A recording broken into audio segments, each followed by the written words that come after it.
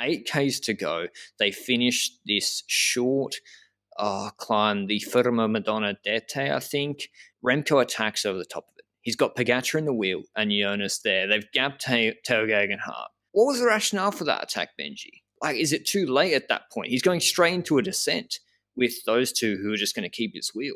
I don't think it's a very effective attack at that point in the race, and I wasn't expecting it to go anywhere, really. Did you? No. Like, he's just not going to drop those guys off the wheel. And we're so close to the finish here. I think particularly how punchy those two are. We're coming up to the last climb. Yeah. We're coming up a quick descent, right-hand turn into about 6Ks to go for the brakes, and maybe it's a little bit more for the peloton. Remco's leading the group. He's taken over from Jonas, who had paced on the descent a little bit. And Remco, we didn't see it initially. They had to show the replay, overshoots this right-hand turn into the climb. And he has Pogacar and Jonas on his wheel going into it. And these guys are so used to following each other, they have to lock up their brakes, turn around, and go back. And so questions immediately. Was it not signposted? What's going on? How has this happened? Remco leading into the corner. Has he freaked out again? What did you think had happened? Like, what do you make of this whole shambles? Well, initially I was panicking because when the gap was 2 minutes, I had put a bet on Pogacar, and he was in the wheel of Remco going the wrong way, which is not a great sight to see. But when it comes to my opinion on what happened, we saw that like there's this little line attached to like 2 light poles at the side of the road to like say, don't go here. But it was so high up that the riders can't see that if they're looking at in front of them on the road. It was properly high, like human head height, basically. And it's the height where you can literally ride under with your bicycle. And therefore, I think it was hard to see that. The person that was there, the signal person, wasn't also showing it that well. But on the other hand, it looked like Remco was braking the second he was already seeing the corner. And I feel like he reacted too late to knowing it was going to the right.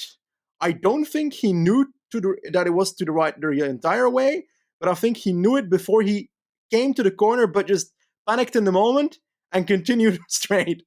Because he was looking at the area that he needed to go in when passing that corner, and he was braking at that time. But it was very clear the second after for me that when it comes to turning back, Vingegaard was just following Remco, Pogacar as well. They went the wrong way there as well, but they were much faster in turning around and being back on the correct road.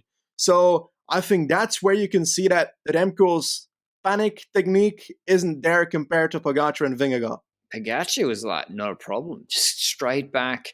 It was crazy. They were straight back into the Gegenhardt group and didn't lose any time. Of course, we didn't get anything televised of the rest of this group for the rest of the stage, just about unfortunately. But I've looked at it closely. I think he's either seen the corner late or he has just completely freaked out that he was carrying too much speed into the corner. I don't think he thought the whole time they were going straight. When you look at the camera angle from the motorbike rather than the helicopter, you can see his eyes as he's going through the corner looking up the road, and he was already taking a narrower line into it compared to Vingegaard and Pogacar, who are wider. You could see they were already turning in their bikes. Pogacar was lucky not to crash into the back wheel of Jonas. And this reminds me a lot of what happened in Tour of Denmark, or the PostNord Denmark Rund 2021 Stage 3. You might not have seen it. He was in a break with Søren Kragh Andersen. They had a very similar turn. It was a right-hand turn, and Remco just went straight. He was in front of Pedersen trying to follow SKA. He just went straight. He refused to tip the bike in. And I think something similar has happened here. He thought, I'm carrying too much speed, and he's just panicked, locked up, and gone straight. And I don't know if that was the same in Lombardia crash or whatever, but he's lucky it was just a road ahead of him, I guess, here. That's my take on it. Maybe he thought he was going straight, but I doubt it. And that's why I found the attack so curious, Benji. because he was putting all this pressure on himself. I mean, did he even need to be leading into the descent going that fast? Well, I think if he wants to put enough time on Pogacar to defend on that mountain stage, he needs to try something from further than on the last uphill at this finish line, personally. And that's why I think they go that early and put pressure. I'm not sure the pressure on that descent, like you mentioned, is necessarily the right thing to do, but if you don't hold the gap to the people behind you, what was the point in making that move in the first place? And the question then is, was that the right moment to attack? Should he have gone earlier on the previous climb and not necessarily just before the top happened there?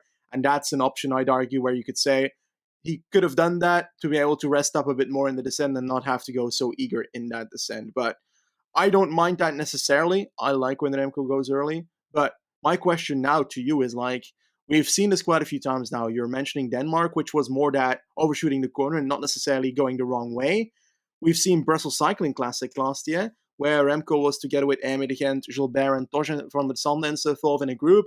And Gilbert and Tosh van der Sande, I think, went the wrong way, while Remco and Amaury de Gent went the right way around like a roundabout or an intersection. I'm not 100% sure which side it was. I think that's what happened, basically. In that race, we had a situation where Remco benefits of some other people going the wrong way, and therefore is able to try and ride Amaury de Gent off his wheel in the final few kilometers. And after the race, there were a few different sides of the story necessarily, where UCI will always take the side of, oh, in the rules it says that riders need to know the parkour, which is the easy way out for UCI, of course. But when it comes to the riders, Remco was mixed about it. He said, I don't like winning like this, but I had to go through because I could win a victory like this. And then he also said, then I was somewhat surprised that they went the wrong way, because we have briefings about the parkour and we also have the GPS computer that says it. So I personally wonder if he'll have the same opinion now that it happened to him. He eventually did get back on. We didn't see much of the rest of the peloton. I don't think he, which is really unfortunate. And it is a feature of, unfortunately, the Italian races. They focus on the break. Like the guys coming in 7th, way too long when we're trying to figure out what's happening behind.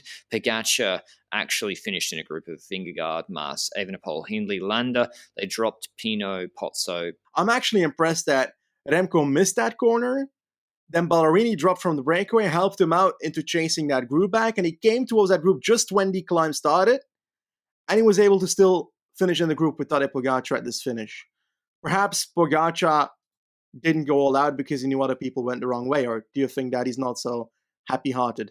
We'll never know. We'll never know.